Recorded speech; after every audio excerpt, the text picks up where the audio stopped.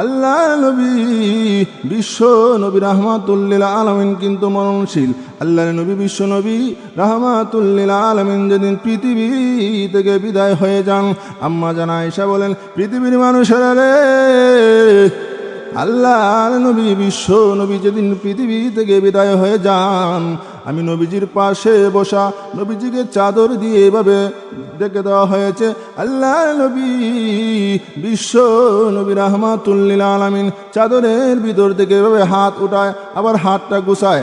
আম্মা জান আয়েশা বলেন, আমার ধারণাটা ছিল নবীজির মৃত্যু যন্ত্রণা কষ্ট হবে না, কিন্তু আমি চাই মাত্র আল্লাহ নবী বিশ্ব নবী রাহমাতুল লিল আলামিনের শরীর মুবারক থেকে যখন চাদরটা সরালাম, এমনি তাকায় দেখি নবীজির এমন কোনো পশম মুবারক নাই যেখান থেকে আল্লাহর নবীর গাম বের হয় নাই। আম্মা জান আয়েশা বলেন, আমার ধারণাটা পাল্টে গেল। পৃথিবীর মানুষেরা রে, আমার ধারণা ছিল না আল্লাহর নবীর এই অবস্থা হবে। কিছুক্ষণ পরে আল্লাহর নবী ডাক দিয়ে বলেন, ফাতেমা গো, ও মা, তাকায় দেখো গো, বাহিরে কে যেন সালাম দিতেছে। ও মা, আমার মাথা ব্যথা, আমি উঠতে পারি না।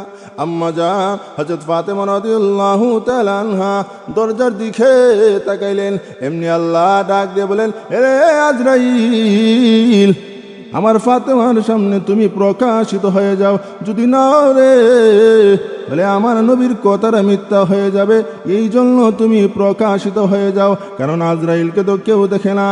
আম্মা জান আয়েশা রাদিয়াল্লাহু তাআলা আনহা তিনি বসা, হযরত ফাতেমা যখন দরজার দিকে তাকালেন, দরজাটা যখন খুললেন, এমনি আবার চলে আসলেন। আয়েশা ডাক দিয়ে বলেন, আল্লাহর নবী গো, জীবনে গো এত ভয়ঙ্কর আকৃতির মানুষ দেখি নাই। পা মাথা অনেক বড়, দুইটা চোখ অগ্নি লক্ষার মতো। মক্কা মদিনায় এমন কোনো মানুষ দেখি নাই। ও আব্বা, এমন ভয়ঙ্কর আকৃতির মানুষ গো আব্বা, আমার জীবনে গো কোনো দিন আমি দেখি নাই গো আব্বা। এমনি নবীজির মাথা ব্যথা, বুকে ব্যথা কেন রে ভাই? আল্লাহর নবী বিশ্ব নবী রাহমাতুল লিল আলামিনকে এক ইহুদির বাড়িতে যখন দাওয়াত দেওয়া হয়েছিল, আল্লাহর নবীকে ষড়যন্ত্র করে ইহুদি রুটির ভিতরে বিষ মিশিয়ে দিয়েছে, গুস্তের ভিতরে বিষ মিশিয়ে দিয়েছে। নবীজির সাহাবীও যখন খাইলেন, খাওয়া মাত্রই জমিনে পড়ে গেলেন। কিন্তু আল্লাহর নবীর গুস্ত যখন চাবায়, গুস্ত যায় না, ভিতরে যায় না, রবারের মতো ফুলে আসে। আল্লাহ নবী বিশ্ব নবী রাহমাতুল লিল আলামিন যখন চাবায়, কিন্তু রবারের মতো ফুলে আসে। আল্লাহ আগে বলে দিয়েছেন, নবী গো, না না, আপনাকে কেউ শহীদ করতে পারবে না, আমি আল্লাহ আপনার পাহারাদার হয়ে গেলাম, এই জন্য নবীকে শহীদ করতে পারবে না। কিন্তু আমার নবী সব সময় আল্লাহর কাছে দোয়া করতেন, ওগো প্রভু,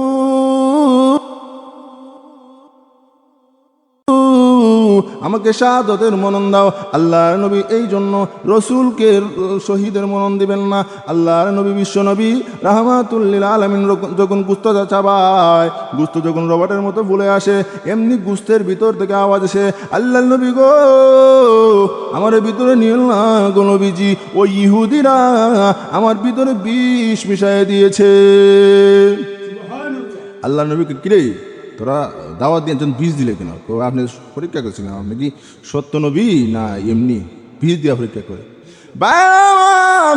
আল্লাহ নবী রাহমাতুল লিল আলামিন ওই যে গুস্তের সাথে কিছু জুল গেছিল ভিতরে, এই জন্য বুকে ব্যথা কেন দিলেন? আল্লাহ তো পারতেন বুকে ব্যথা না দিয়া, কিন্তু নবীজি যে দোয়া করেছিলেন, প্রভু গো, আমাকে শাহাদাতের মনন দাও গো আল্লাহ, এই জন্য নবীকে আল্লাহ বিষ দিয়া ব্যথাটা দিয়া শহীদের মনন দিলেন। আল্লাহ নবী যখন কাঁদলে, এমনি নবীজির বুকে ব্যথা, মাথা ব্যথা। এরপরও দরজার দিকে নবীজি তাকায় বলেন, মা হাজা মালাকুল মউত, হাজা হাজিমুল লাজ্জা ইয়ানিত মউত। মাগো, উনি কেউ না গো মা, উনি হলেন মালাকুল মউত, যিনি বাবার কাছ থেকে মেয়ে কাইরা নেয়, মেয়ের কাছ থেকে গো বাবা কাইরা নেয়। ও মা, উনি হলেন মালাকুল মউত। শুকরান গো মা, পারমিশন দিয়ে দাও। এমনি ফাতেমা রাদিয়াল্লাহু আনহা বলেন, আব্বা গো আমার বুঝবার বাকি নাই গো, আব্বা আপনাকে নেওয়ার জন্য এসেছেন। না না, আমি পারমিশন দিব না গো আব্বা আপনার ঘরে ঢুকার জন্য। এমনি রসুল ডাক দিয়ে বলেন, ফাতেমা গো, আজরাইল এমন একজন ব্যক্তি, কারো করে পারমিশন লাগে না, কারো করে ঢুকার জন্য অনুমতি লাগে না।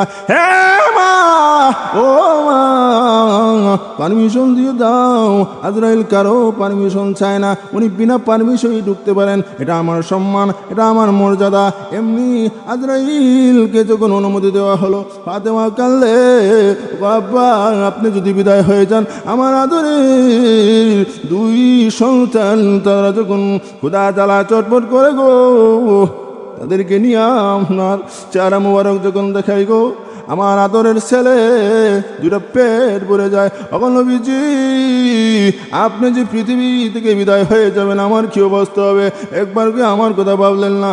আল্লাহর নবী শেষ পর্যন্ত লম্বা করো না, ফাতেমা আজরাইলকে যখন অনুমতি দেওয়া হলো, আজরাইল এসে বলে, আসসালাতু ওয়াসসালামু আলাইকা ইয়া রাসূলুল্লাহ ইয়া হাবিবাল্লাহ। আল্লাহর নবী গো, আল্লাহ আমাকে বলেছেন আপনি যদি দিতে চান গো আপনাকে নিয়ে যাওয়া হবে, থাকতে যদি চান আল্লাহ পারমিশন দেবে, কোনটা করবেন বলেন না।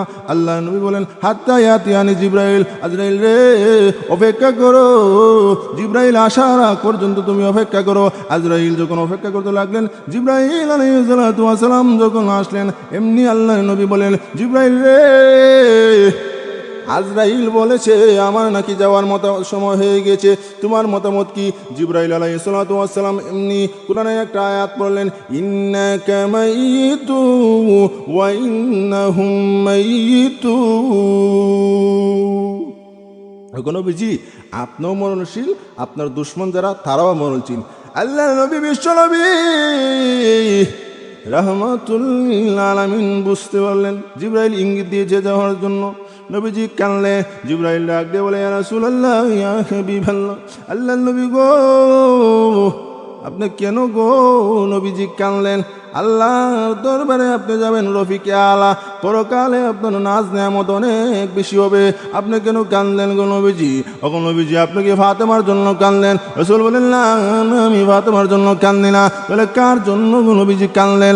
আপনি কি হুসাইনের জন্য কান্দেন, হাসানের জন্য কান্দেন? তাদেরকে তো মহান আল্লাহ জান্নাতের যুবকদের লিডার বানাইবেন, ফাতেমা রাদিয়াল্লাহু আনহাকে জান্নাতের সর্দারনি বানাইবেন। ওগো নবীজি গো আপনি কেন কান্দেন গো নবী? আল্লাহর নবী বিশ্ব নবী রাহমাতুল লিল আলামিন বলেন, জিব্রাইল রে আমি এই জন্য কান্দি না রে জিব্রাইল, আমি কান্দি আমার গুনাহগার উম্মতের জন্য। জিব্রাইল বলে, ইয়া রাসূলুল্লাহ ইয়া হাবিবাল্লাহ, আল্লাহর নবী গো উম্মতের জন্য কেন কান্দেন? আল্লাহ না আপনাকে আগে এই সংবাদ দিয়েছেন, উম্মতের চিন্তা করার দরকার নাই। এমনি নবী ডাক দিয়ে বলেন, জিব্রাইল রে আমার আল্লাহ আমি না রাহমাতুল লিল আলামিন, আমি যেখানে থাকবো এখানে আমার মহান আল্লাহ গজব দিবে না রে হে জিব্রাইল। এখন আমি যদি দুনিয়া থেকে বিদায় হয়ে যাই, আমার উম্মতের জিম্মাদার কে হবে? আমার উম্মতের দায়িত্ব কে নিবে? আমার উম্মত যদি আল্লাহ আমার উম্মতকে যদি গজব দিয়া সব ধ্বংস করে ফেলে, আমার উম্মতের দায়িত্ব কে নিবে? আমার উম্মতের দায়িত্ব রেখে নিবে রে জিব্রাইল। এমনি জিব্রাইলকে আল্লাহ বলেন, জিব্রাইল রে আমার বন্ধুকে জানায় দাও, আমার বন্ধুকে বলো আর কাঁদতে হবে না, আর কাঁদতে হবে না, আর কোনো কান্দার প্রয়োজন নাই। নবী গো এখন থেকে আমি মহান আল্লাহ আনা কাবিলুম মিন্নু, নবী গো এখন থেকে আমি মহান আল্লাহ আপনার উম্মতের জিম্মাদার হয়ে গেলাম।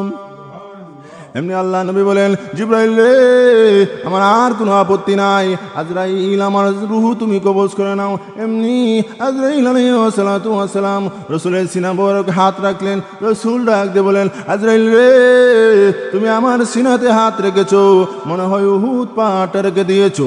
এত কষ্ট, মৃত্যু যন্ত্রণা বাইরে আমার এত কষ্ট হবে। আল্লাহ নবী, বিশ্ব নবী রাহমাতুল লিল আলামিনের রূহ বের করতে এত কষ্ট হয়েছে। পৃথিবীর মানুষেরা রে, এই জন্য সাবধান হয়ে যাও, মৃত্যু যন্ত্রণা এত কষ্ট হবে।